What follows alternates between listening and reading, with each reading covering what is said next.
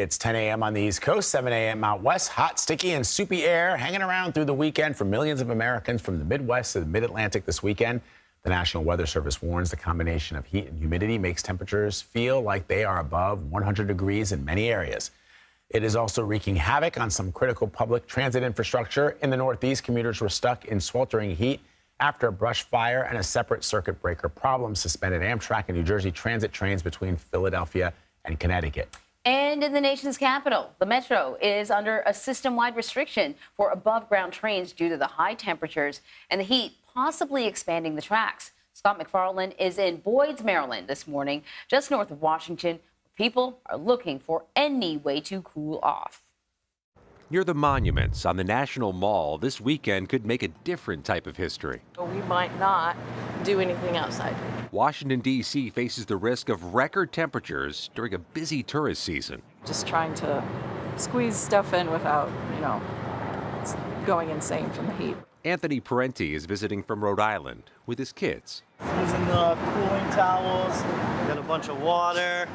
So just trying to stay hydrated. As a precaution, Washington, D.C.'s fire department plans to deploy extra ambulances today. What happens to your call volume when it's 100 degrees on the National Mall? Well, D.C. averages 500 to 600 calls in a 24-hour period routinely. In the heat, they generally spike. We go above 600. It's not unusual to go above 600. 600 a day? Yes, in a 24-hour period. And they'll send cooling stations for the firefighters who need to wear gear that weighs 65 pounds. This stuff is designed to protect us from the heat, which in turn means that it's not letting much heat out. So days like today, it's pretty brutal. From New York City to South Bend, Indiana to Washington, they're urging people to seek out water parks, splash pads, or indoor cooling centers. While even in Vermont, they've opened the pools earlier than expected. Well, that relentless and in some cases dangerous heat is impacting nearly 100 million people from Ohio to New Jersey. And those who work outdoors are especially vulnerable. Despite efforts to minimize heat-related illnesses, thousands of U.S. workers become sick each year due to the conditions in their workplaces.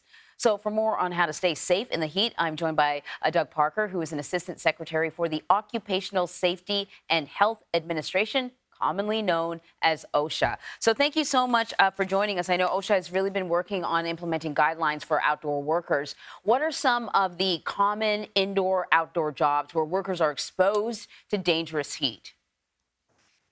Well, thank you for being here. There are a number of industries that are particularly high risk, like agriculture, construction, working in factories and warehouses where there are heat sources or there's a lack of cooling.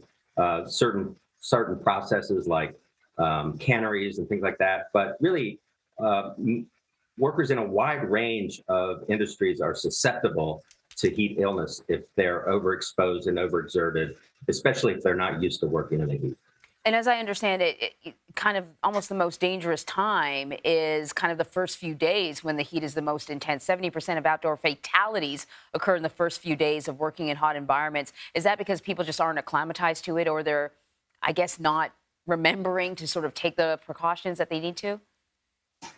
Well, that's exactly right. It's because of acclimatization. Their bodies need time to adjust to high heat.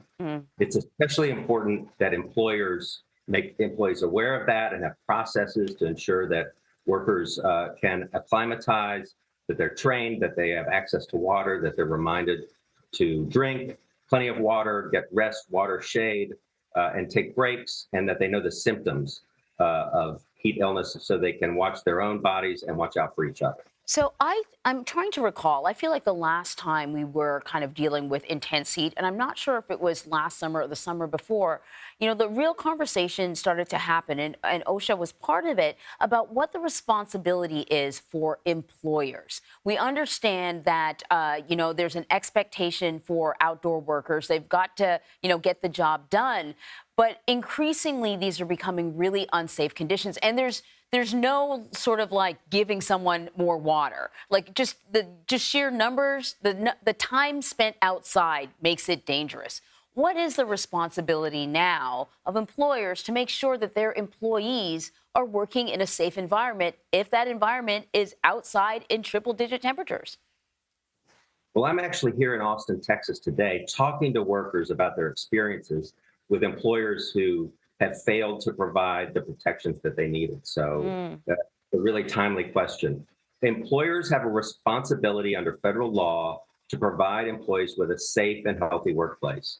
That includes protecting them from known occupational exposures like high heat. So employers have a responsibility to have a plan, to provide water, rest, shade, to look at acclimatization. Employers have flexibility on how to do this. We're working on a standard right now that will provide more consistency and clear guidance for employers. But for now, they can look on our website, OSHA.gov, and learn how to address heat illness. There's a wide range of tools that are available, and they can do it in a way that doesn't significantly impact their business and can protect workers, and everyone can go home safe and healthy at the end of the day. I think that's really good. I think, the thing with the heat is that it's not always the obvious threat that we think it could be. We know when you're outside in the rain or windy conditions that things could happen. But the heat can really sneak up on you. And clearly, temperature-wise, we're not going in the right direction. We keep getting hotter and hotter. So it's a really important conversation to have. Doug, Parker, thank you. My pleasure. Thank you.